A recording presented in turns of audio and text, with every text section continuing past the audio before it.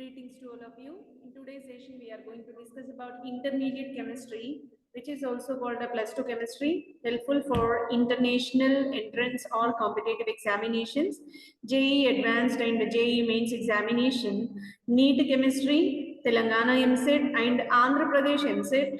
So along with this, any other competitive exam we are preparing for all these, this kind of content will be very much helpful. This is the segment which is covered with the previous year question papers and will helpful for the chemistry content in a plus 2 level. Let's go with the question number 1. A covalent molecule Q contains only 6 shared electrons. What will be Q?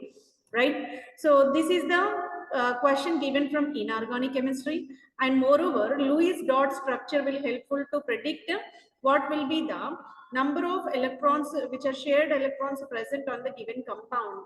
Fine. Ammonia is NH3, chlorine Cl2, methane CH4, water H2O. All these are the covalently bounded compounds. We have to depict only 6 shared electrons present in the given compound. Let's see one by one.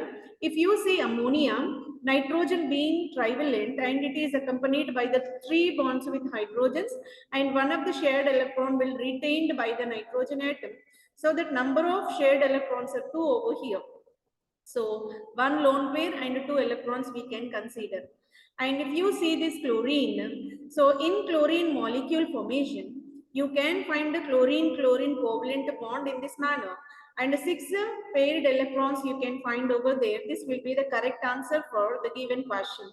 6 shared electron pairs are found on the chlorine molecule because each chlorine containing 3 lone pairs, so the total electron pair count will be 6.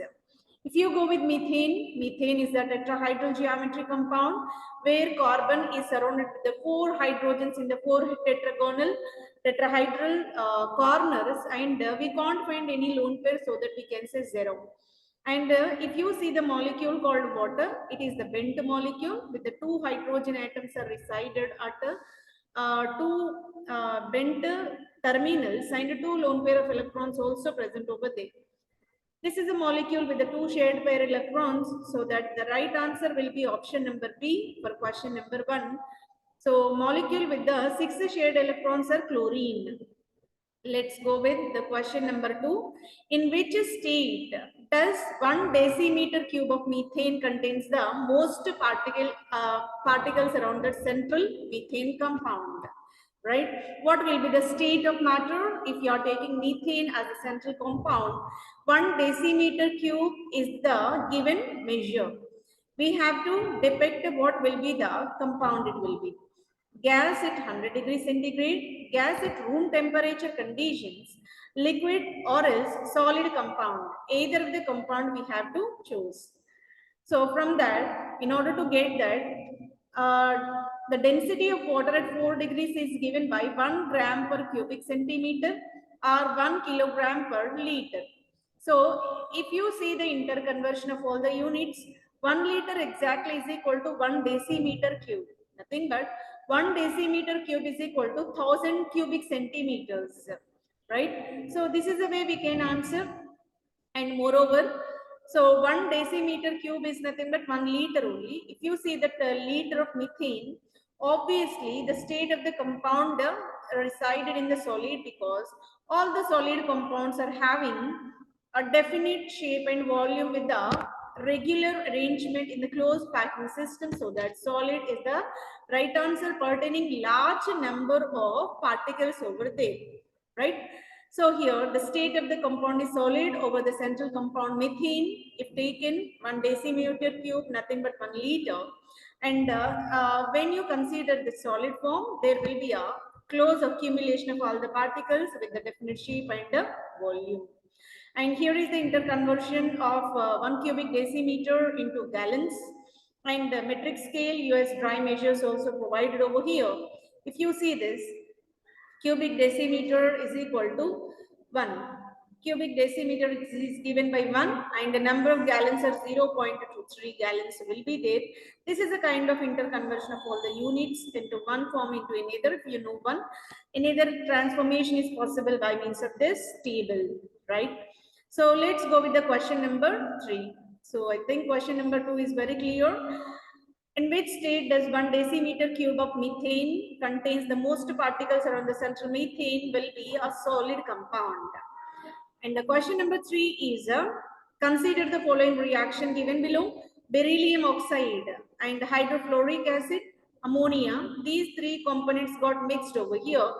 Upon treating, you will get the compound A. That is only the question we need to predict. And the compound A immediately subjected to heating, rising its temperature. So it will be dissociated into beryllium difluoride and ammonium fluoride. So these are the products generated by decomposition, thermal decomposition we can say, right? So we have to identify the compound A over here. Compound A might be beryllium hydroxide, diammonium beryllium tetrafluoride, diammonium beryllium trifluoride, and it may be diammonium beryllium hexafluoride. In order to get this, first let's go with the chemical reaction possible over here. Beryllium oxide, on treating with HF and ammonia, the formed product will be NH4 taken twice, BeF4. The compound formed will be diammonium beryllium tetrafluoride. Let me repeat. Diammonium beryllium tetrafluoride will be formed. Upon rising temperature, it will be immediately dissociated, decomposed, gives rise to a mixture of compounds. One is beryllium dichloride and either is ammonium fluoride.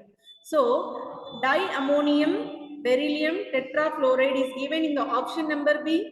For question number 3, option number B will be the correct answer. Let's move on to question number 4. This is the compound given with the two different list of compounds. We need to get what will be the appropriate answer for the question given in the list 1 and the suitable answer to be predicted. Soda ash, chlorophyll, whitewashing, toothpaste. These are the compounds given in list 1 and their subsequent formulas. Chemical formulas are provided over list 2. Sodium fluoride, calcium hydroxide, sodium carbonate, magnesium dipositive ions are there. So the right answer for this question will be, if you see the soda ash is provided over here and that is composed by the sodium carbonate, Na2CO3. Chlorophyll is the green color pigment which is responsible for the photosynthesis by all plant materials and it is constituted with the magnesium plus 2 ions. Then whitewash, whatever we are using to wash the walls or any constructive materials. So whitewashing is having lime, that is called calcium hydroxide. And toothpaste is having the component called sodium fluoride. And this sodium fluoride, whichever present in the toothpaste, will use to protect the enamel, tooth enamel, which is fluoride coating on the teeth. If that enamel coating is removed, what happens? Teeth will become very sensitive for low temperature and sour taste, everything. So that enamel coating is very important for the teeth. That will be protected by the toothpaste containing sodium fluoride, right? So let's find the exact compound, whatever required for the list 1. Soda ash is having sodium carbonate. A can be mapped with R. A with R is here. Chlorophyll with magnesium dipositive ions. B with S. B with S is there. Whitewash is nothing but lime called whitewash nothing but lime made up of calcium hydroxide. So C with the Q. C with the Q is also there in a B option. Toothpaste is having sodium fluoride. So P. D can be mapped with P. All these are certified by the option number B. For question number 4, option number B will be the correct answer. Let's go with the problem number 5. If 2 grams of sodium hydroxide dissolved in 200 ml of the solution at 25 degrees centigrade, the molarity at 90 degrees centigrade is, okay, first of all, we have to predict the normal molarity formula. Molarity is equal to number of moles dissolved in a liter solution. So that is at room temperature, means at 25 degrees, nothing but room temperature. Then after getting this room temperature, obviously whatever molarity you are getting, By rising temperature to 90, subsequently its molarity also increased. The options are given in this manner, and among all the right answer will be option number 1, which is given with a tick mark. Let's see how it can be explained. Molarity formula will be moles dissolved in a liter of solution. Simply we can say moles per liter. And the number of moles is equal to weight by gram molecular weight of the solute particles. And per liter can be given as 1000 by V in ml. So this is the molarity formula. If you substitute all the terms in a molarity formula, weight of the sodium hydroxide is given as 2 grams. Gram molecular weight is indicated as 40. Then 1000 volume made up to 200 ml solution. If you substitute all these, you will get the molarity 0.25. The 0.25 molar solution is achieved at room temperature 25 degrees centigrade. As we are enhancing the temperature to 90, at this elevated temperature, obviously molarity will be higher than 0.25, so that we can indicate molarity is a less than 0.25 molar solution is the correct answer. For question number 5, option number 1 is the right answer. Let's go with the last question of the session. A solvent freezes at 17 degrees centigrade and it has a latent heat of fusion 180 joules per gram. The molar depression constant of the solvent Kf is given by Kelvin kilogram per mole. So answer will be 3.88. Let's see how we can solve this. This is the question given from physical chemistry, and in specific we can say colligative properties. Colligative properties. So here depression in the freezing point Kf is given by RT square by 1000 into Lf. R denotes the gaseous constant, is the temperature, 1000 is the numerical value. Lf means latent heat of freezing, right?